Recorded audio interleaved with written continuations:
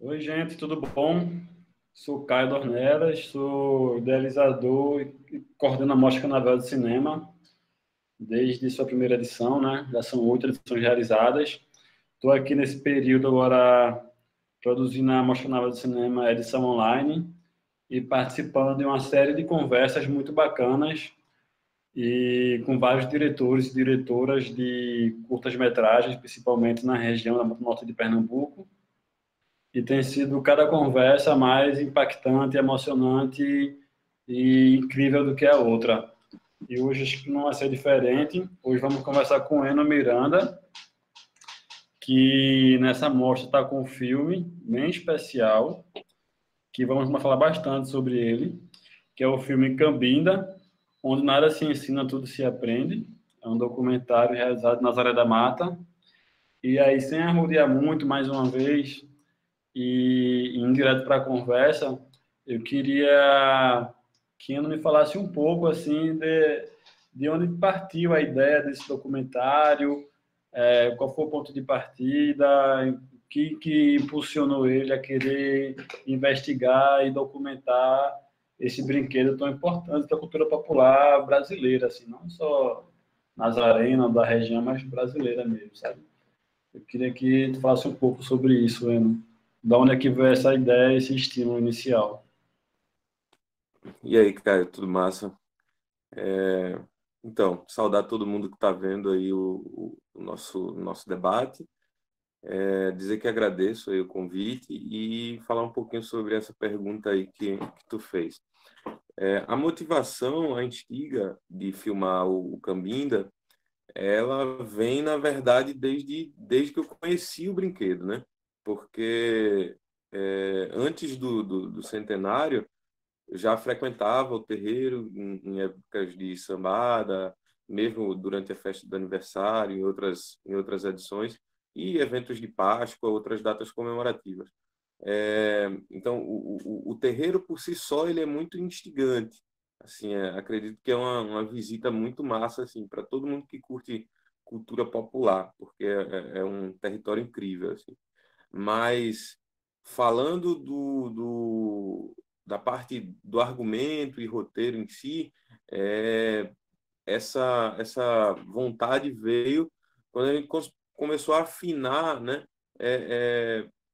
isso de como um brinquedo, né, que está prestes a completar naquela ocasião, né, 100 anos, tem essa força de manutenção das atividades, né? Mesmo seus fundadores já tendo falecido, né? Mas as pessoas que ficaram, as pessoas que se dispuseram, né? A tocar adiante o brinquedo, tiveram essa força para seguir. Isso se soma também com a minha formação acadêmica, né?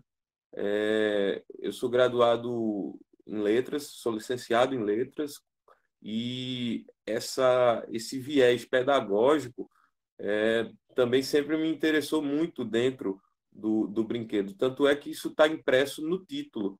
E o título, por fim, né, ele tem uma inspiração de uma entrevista, né, que certa vez eu vi Siba dando e que também tinha essa organização do título. Ele falava sobre uma fala que, se não me falha a memória agora, era do mestre Bill Rock, na ocasião em que Siba passou algum tempo aqui em Nazaré, viveu entre esses mestres da cultura popular também, e aí, nessa tentativa de beber com a sabedoria popular, ele pergunta, né, como é que se fazia para aprender a sambar, aprender a mestrar, aprender a criar versos dentro do maracatu. E aí o mestre Bill Rock ele fala: aqui, meu filho, nada se ensina, mas tudo se aprende, viu? Então, é uma espécie de pedagogia libertária que eu acho que assim, está muito presente no ritmo do maracatu. O maracatu é essa dança libertária, né? Que não tem necessariamente uma sequência de passos é, é, com uma métrica bem definida, mas que leva as pessoas a se movimentarem, a deixarem essa energia, né, transcender e tal. Então, achei essa relação entre esse brinquedo centenário com a ideia da pedagogia, do aprendizado, né, também muito importante. Então, tentei cruzar essas influências.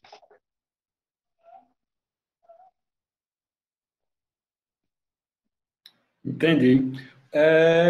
Tu filmou mais ou menos ali perto do centenário, né? Do Cambinda.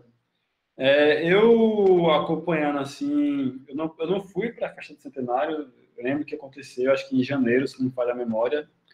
E Isso. lembro que nesse período tinha muitas equipes de filmagem circulando o Cambinda. Se não me falha a informação, eu acho que o Azougue, que é um longa-metragem, filmou ali o Cambinda, ou pelo menos pela redondeza. Teve programas de televisão que foram filmar o centenário, teve documentários, outros que foram filmar o centenário, tinha vocês, tinha assim muitas equipes de filmagem que investigando, observando, documentando, registrando esse momento, esse período aí próximo ao centenário, pós-centenário da brincadeira, do brinquedo. E aí eu queria que tu falasse um pouco assim de como é que tu percebeu assim, essa relação do brinquedo, do maracatu, da associação, dos brincantes com as equipes de filmagem, com esse interesse das pessoas em documentar, através do audiovisual, a história do história deles, né? E como é que tu vê essa relação entre as equipes de filmagem, entre as produções de audiovisuais e o próprio brinquedo, assim, se é uma relação cordial, se em algum momento uma coisa atrapalhava a outra, se era invasivo, se não era, assim, como é que foi esse momento? Porque eu ouvi relatos de pessoas que foram lá para curtir o rolê, curtir a brincadeira, curtir, enfim, o momento, curtir a cerimônia, na celebração, e ficaram um pouco estranhando, assim, tanta gente filmando, sabe? Tipo, 4, 5 equipes ao mesmo tempo filmando a festa do centenário. Tu estava nesse momento, como é que foi esse rolê? Explica pra gente aí um pouquinho. Sim, sim. De fato, o dia da festa em si, ele foi um dia bastante movimentado. Como eu falei na minha resposta anterior, eu já ia para festividades lá no terreiro de anos antes. E em comparação com o dia do centenário, eu não consigo me lembrar de outra festa maior. Assim, tinha várias equipes, como tu falou. Tinha gente da Globo, tinha gente de outras equipes de outros filmes. Eu não lembro de ninguém do Azougue gravando para o filme no momento da festa. Porque o Azougue, ele é um filme que está dentro desse gênero de ficção, então talvez aquele momento da festa em si fosse oportuno para outras atividades. Mas não me lembro de ter visto ninguém do Azougue nesse momento.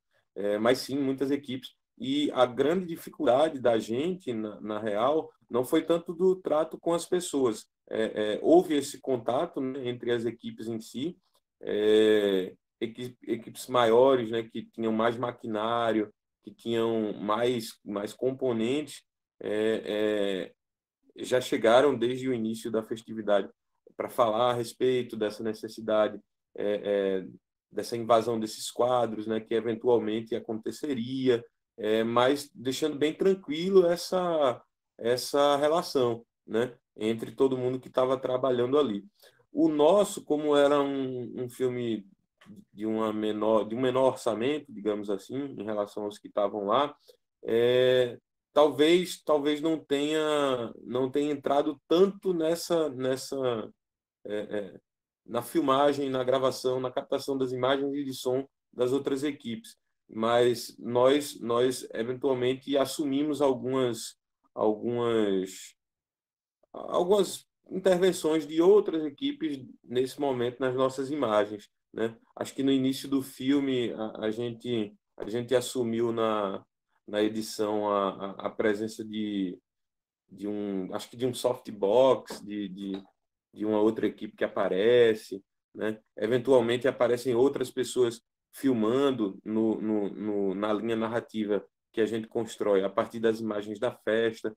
Então, o nosso filme ele tem essas três linhas narrativas, né? Que é a linha narrativa da festa em si, aquilo que acontecia na festa no dia do centenário, tem a parte ficcional, digamos assim, que é a interpretação de um texto, um monólogo, por Berg, né? Ilenberg Gonçalves, nosso ator, e também tem uma terceira linha narrativa, que é a das entrevistas, né? Com alguns componentes do Maracatu. Então, para essa primeira linha, que foi a linha da captação das imagens da festa em si, essa presença das outras equipes, eventualmente, né, ela interfere, mas acho que foi de forma que não chegou a atrapalhar assim, o nosso trabalho, e nem acho que atrapalhamos o trabalho de ninguém. Entendi, que massa. Eu queria saber um pouco, assim, já que tu abriu assim para essas três narrativas, eu acho muito uma coisa meio bem curiosa assim do documentário, do filme do Cambinda, é essa linha, esse momento, esses momentos que é meio que ficção, que é uma coisa mais encenada, que tem um ator, tem Berg atuando, que lugar é aquele, assim, por que aquele lugar e de onde é que veio essa ideia, enfim, essa necessidade, não sei se é necessidade ou ideia, ou desejo de fazer esse momento assim de ficção, de interpretação, de recitar um texto, né, com Berg, Uhum. escrever, né? Como é que surgiu essa ideia de construir essa narrativa dessa forma? Assim como o título do filme cai no meu colo a partir dessa entrevista, né? É, o texto que Berg interpreta também vem muito assim da minha referência pessoal, porque até até pouco antes de a gente encerrar o roteiro mesmo, né? Até pouco antes de a gente enviar o projeto para o edital, a gente tinha uma outra ideia para essa linha de Berg, né? Do monólogo de Berg, que não era nem próximo daquilo que acabou ficando no filme. Inicialmente, a gente tinha a ideia de fazer uma espécie de colagem de partes de textos poéticos que tratassem sobre essa relação entre invisibilidade e protagonismo dentro dos brincantes, né, na cultura popular da nossa região. Então, a gente imaginava que essa estratégia fosse, digamos, se resolver, né, para a gente enquanto essa parte do filme que mostra, né, essa presença do brincante, do maracatu, tanto, né, enquanto folgazão, quanto alguém que está na labuta da cana, né? Essas relações que são bastante comuns entre as produções aqui da gente. Mas, por sorte, por coincidência, né, eu acabei entrando em contato com um texto publicado por uma pessoa no Facebook. Eu tenho a impressão até que foi o Fábio Passadisco, na ocasião, o dono da loja de discos Passadisco, em Recife. Por acaso, ele estava fazendo uma postagem a respeito de alguma relação da cultura popular com a repressão no passado, e ele postou parte de um texto, e eu fui atrás desse texto porque eu achei que caberia assim muito facilmente dentro do roteiro do texto. E aí entrei no arquivo público, procurei esse texto, e é um texto de um jornal chamado A Província, que é um jornal que circulava na região metropolitana de Recife no século XIX, né? e que tinha um teor altamente reacionário, né? Era de assustar, assim, como se lia um jornal, né? Que tinha circulação considerável no Estado e se lia esses textos, né? De caráter assim escandaloso, né? De caráter racista, de caráter, né? Enfim, extremamente ligado a valores coloniais, se lia naturalmente e tal. Não. E esses textos são absurdos, né? O maracatu tem que acabar, enfim, tudo no sentido de Bueno, reprimir a brincadeira. eu tenho esse livrinho aqui, não sei se dá para ver, o Memórias da Folia, que ele Tá, retrata, sim. assim, ele tem muito texto da província dessa época, e, assim, é bizarro, enfim, reafirma o que tu tá falando aí, é bizarro como a imprensa, que era aristocrata, descia o cacete no maracatu, no caboclinho, nos blocos rurais, assim, era de um preconceito e de um desejo de extermínio, assim, incrível, cara, assim, chega a ser nojento, sabe? E a gente vê que desde Sim, sempre carnaval também é política, né? Carnaval, brinquedo também é disputa de espaço, de rua, de manifestação, enfim, de discurso. É foda. E é muito massa quando o filme traz isso pra ele, né? Pra si. Ah, desculpa te interromper, eu vou fechar aqui o microfone de novo. não, ótima referência, porque eu não sabia que já existia assim, um estudo desse discurso, né, jornalístico e tal. Então, bem bacana a contribuição. Mas aí, só para fechar, a gente pegou esse texto e pensou, né, poxa, como é que a gente faz isso, né? No sentido de o texto aparecer, o texto ter a sua potência, mas, ao mesmo tempo, também ter essa sua potência invertida, né? O texto ele surge também como o título, de uma forma bastante inesperada. Eu, na verdade, não tinha intenção de colocar um texto do gênero jornalístico, né, no roteiro, Uhum. mas a intenção inicial era, na verdade, incluir trechos de poemas de escritores e escritoras da região que tratassem desse tema, né, da visibilidade, da Sim. invisibilidade e do protagonismo, né, dos brincantes, né, da cultura popular da região. Mas aí, por acaso, eu acabei tendo acesso a um texto do jornal A Província que tinha um cunho reacionário, né, que eu acho que poderia ser usado, né, de uma maneira invertida, né, com esse polo virado aí, no sentido de ironizar, de trazer, né, esse sarcasmo para o discurso reacionário.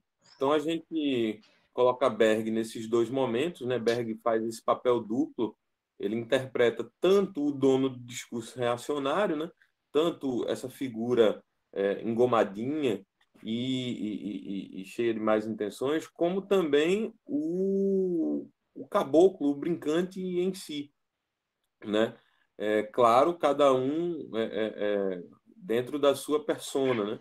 O, o personagem do jornalista, digamos assim, como a gente chama, ele é um personagem que está dentro de um sobressalto, ele está sobressaído, né?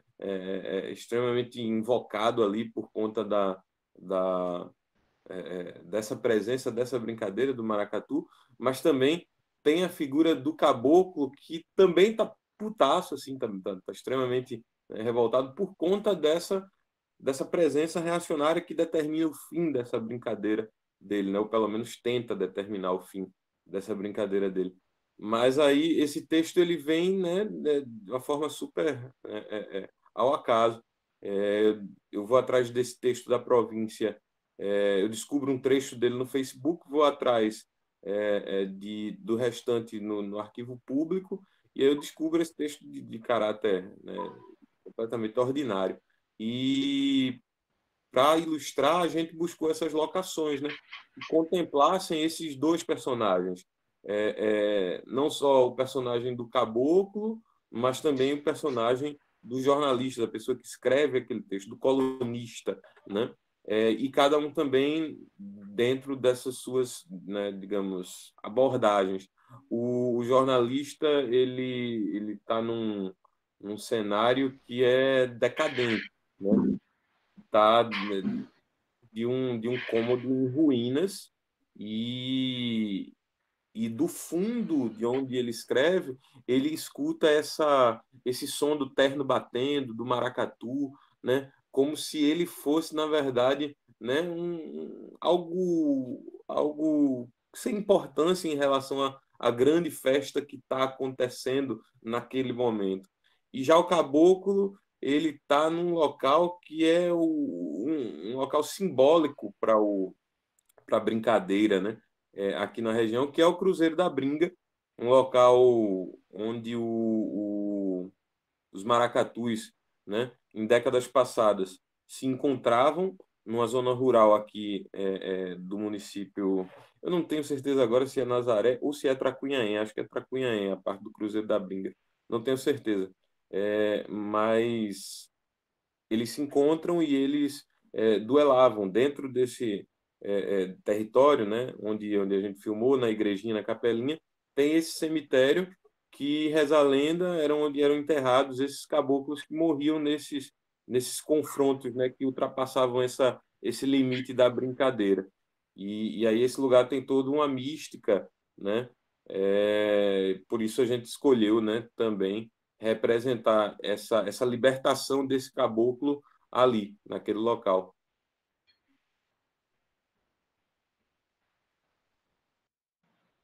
Massa, muito massa, assim, ter esse recorte político também, sabe, no documentário, em vez de ser um documentário etnográfico, pura e simples, puramente etnográfico, também traz essa questão política que remonta ao século XVIII, XIX, como tu falou, mas foi anteontem também, sabe? Então, é uma linha de disputa política que não se encerrou ainda. Assim. Tinha outro dia, promotor, juiz, sei lá, a polícia querendo interromper as manifestações de ficar até tal hora, enfim, querendo cagar regra num rolê que tem mais de sei quantos anos de tradição, sabe? Então a gente percebe que o processo é contínuo, é uma luta do dia a dia, assim, de ocupação desse espaço social mesmo. Ô, Andrew, eu queria que tu falasse um pouquinho para a gente, saindo um pouquinho do filme específico. Tu comentou agora há pouco que tua formação é letras, mas eu sei também que tu tem um cineclube, Tela da Mata, e tem um filme. Enfim, apesar de ter formado em letras, trabalha com isso também, é professor, mas tem esse um pé, dois pés, uma perna inteira, enfim, tem uma presença forte também aí no audiovisual. E eu queria que tu falasse um pouquinho para a gente como é que é essa trajetória tua de formação, enfim, de aproximação do audiovisual, desenvolvimento de trabalhos na área, o que é que tu já fez, o que é que está programando fazer aí nos próximos tempos. Tu quer essa ideia mais assim de área mesmo de trabalho, sabe, de realização. Massa. Então, o início dessa minha empreitada, digamos assim, no audiovisual, é com o NPED, né? E de forma muito, muito bonita, assim, no primeiro curso, que foi o curso que foi sediado, que vocês colocaram ele no Poço Comprido, né? E isso foi 2013, né? Aí, com esse contato com o engenho de imagens, né, através do NPED, a gente pôde se sentir mais à vontade, assim, falo a gente, as pessoas que estavam iniciando no rolê do audiovisual ali. Acho que era um sentimento muito comum de se sentir mais à vontade para colocar suas ideias na roda, né? E, tipo, deixar que as coisas acontecessem a partir dali. Então, o Engenho de Imagens, ano um aí, a primeira edição foi de uma importância tremenda para todo aquele grupo, né, que estava ali. E com isso, com essa experiência adquirida no Engenho de Imagens, a gente, a gente começou a elaborar ideias, né, desenvolver essas ideias e colocar para competição dentro desses editais. A partir dessa experiência com o NPL, a gente, a gente conseguiu, logo no ano seguinte, né, aprovar a criação do Cineclube Tela da Mata, que é esse cineclube que tu mencionou. Éramos em três, né? Eu, Gabriela Monteiro e Daniel Câmara, um outro colega meu, professor também, que já vinha também dessas discussões comigo sobre como a gente poderia fazer, né, a integração entre esse ambiente pedagógico das escolas e o cineclube. Aí com isso, com essa, digamos, com essa aprovação do Cineclube Tela da Mata, da criação do Tela da Mata, a gente teve mais liberdade para colocar essas ideias, né, em prática também. Aí daí por diante foi uma, uma série de atividades consecutivas com o Cineclube, mesmo após o incentivo do Fundo Cultura ter acabado, né? E também de outras investidas, digamos assim. O Cambinda veio algum tempo depois, o filme veio algum tempo depois, o incentivo veio em 2017, o filme foi realizado em 2018, né? Mas também digamos, algo oriundo, né? Algo positivo oriundo do engenho de imagens, ano 1. E para agora, a gente está com algumas ideias, né? Roteirizando algumas ideias, também para enviar para os próximos editais abertos, né? Tanto de documentário quanto de ficção, mas também a busca por criar espaços de difusão, né? O Cineclube agora ele tá atrelado ao UPE, assim, a gente se fortaleceu nesse sentido, né? Antes a gente fazia exibições em praça pública, aqui na Praça do Frevo, em Nazaré da Mata. Agora a gente fez essa parceria com o campus Mata Norte, né, da Universidade de Pernambuco, a UPE, e a gente pretende, né, tá integrando justamente aquilo que a gente vinha discutindo, né, eu e Daniel e Gabriela, antes de como integrar essa ação cineclubista, né, dentro de ambientes acadêmicos, propositadamente acadêmicos, né? E, enfim, são essas coisas que estão acontecendo. Infelizmente, já era para ter começado, na verdade, né, essa nossa ação cineclubista desse projeto de manutenção do Cineclube Tela da Mata, mas por conta da pandemia, o prédio da universidade aqui ele está fechado, está com um movimento reduzido e as aulas estão acontecendo de maneira remota. Então, dessa forma, não tem condições de a gente colocar em prática a nossa ideia, né, de fazer um cineclube presencial. A gente vai estar se reunindo com a diretora do Campus Mata Norte, né, logo em breve, para pensar que saídas a gente tem no sentido de continuar, né, esse trabalho do cineclube lá. Saquei. O Renan, mas eu pergunto assim, mais ou menos nessa mesma área, que cinema pressupõe assim um trabalho coletivo, né? São várias pessoas ali juntando esforços, enfim, trajetórias, conhecimentos, criatividade em prol de realização de uma obra, de algumas obras. E aí, para tu, como é que é, assim, reunir essa galera em torno de uma obra, em torno de um filme, de um roteiro? E como é que tu vê isso aí ao teu redor, sabe? Enfim, a galera que tu mobiliza, que está perto de tu, e aí, enfim, aí em Nazaré, como é que tu vê essa realidade em Nazaré e cidades mais próximas? É, tem uma frase do rolê da literatura, na verdade, no rolê dos editores literários, que é: se você espreme o poeta, ele sai suco. Porque, tipo, tipo, você tem que fazer a coisa sair de uma situação, muitas vezes, pouco propícia à criação, né? E no audiovisual, especialmente, né? Na Zona da Mata não é diferente. A gente tem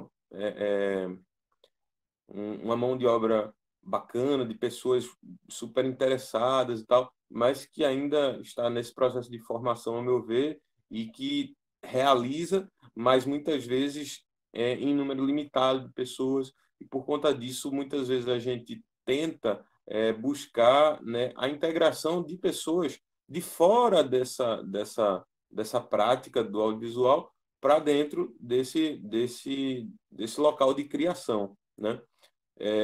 Eu tenho a impressão que o próprio Berg ele não tinha feito papel para filme ainda, e foi um desses casos, né, que a gente trouxe para perto, mas também tem outros casos de pessoas mais jovens que estão chegando, né, para somar agora conosco, né, nessa busca por um audiovisual mais forte, né, mais fortalecido, mais sólido aqui na região. A gente tenta sempre estar incentivando pessoas que gostam, né, que têm prazer com o trabalho, mas que não sabem exatamente por onde começar, por onde, né, seguir, se informarem e se formarem, né? Tá sempre apontando curso de formação, seja de ator, seja de atriz, seja de formação em fotografia, seja de som. Então, assim, acredito que o nosso trabalho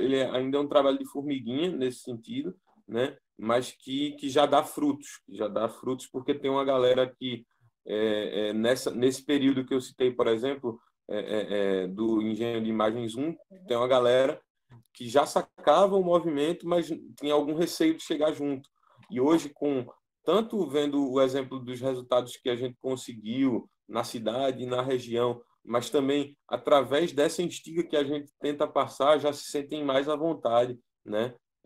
Para chegar junto, para somar com as iniciativas de geral na região.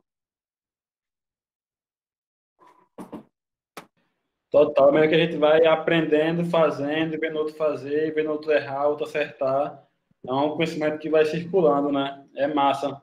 Eno, a gente vai já se caminhando assim para o final desse papo, e aí eu queria que tu pudesse falar alguma coisa, algumas considerações finais, falar onde é que encontra o filme, onde é que encontra informações sobre o Cineclube, e é isso, velho. Valeu aí, brigadão. Sim, é uma mensagem que eu quero passar antes é que esse bate-papo faz parte da Mostra Navel Online, que tem a realização incentivada pela Lei Aldir Blanc, através da Secretaria de Cultura, a Fundarp, Governo de Pernambuco. Mas é isso. Eno, fala aí como é que a gente encontra os teus trabalhos, o filme, o Cineclube, essas coisas todas, e um recado final aí pra gente. Bom, encerrados esses trabalhos da Mostra Canavial Online, a gente tem pretensão de estar liberando o filme para acesso público no canal da nossa produtora, Avão Elaborações Artísticas, além, né, de, acredito que ainda há o filme hospedado em algum streaming de festival, né, que tenha rolado. Mas vai ficar permanentemente no nosso canal, o canal da Avão Elaborações Artísticas, no YouTube. E a partir disso, né, a gente vai estar sempre buscando, estar recomendando as pessoas e também exibindo sempre que houver oportunidade, sempre que houver a busca, né, de uma curadoria nesse sentido, está exibindo, né, no circuito cineclubista, né, tanto dentro do nosso cineclube quanto em outros que eventualmente solicitarem a exibição. Massa. Muito legal. Então é isso, Jair. Obrigado. Valeu aí pela participação, pela disponibilidade de exibir o filme na mostra, estar aqui conversando conosco. E é isso, sucesso com nossos trabalhos aí. Sigamos firmes e em frente. Valeu, Eno. Obrigado. Valeu, Caio. Obrigadão. Até mais. Tchau, tchau. Tchau.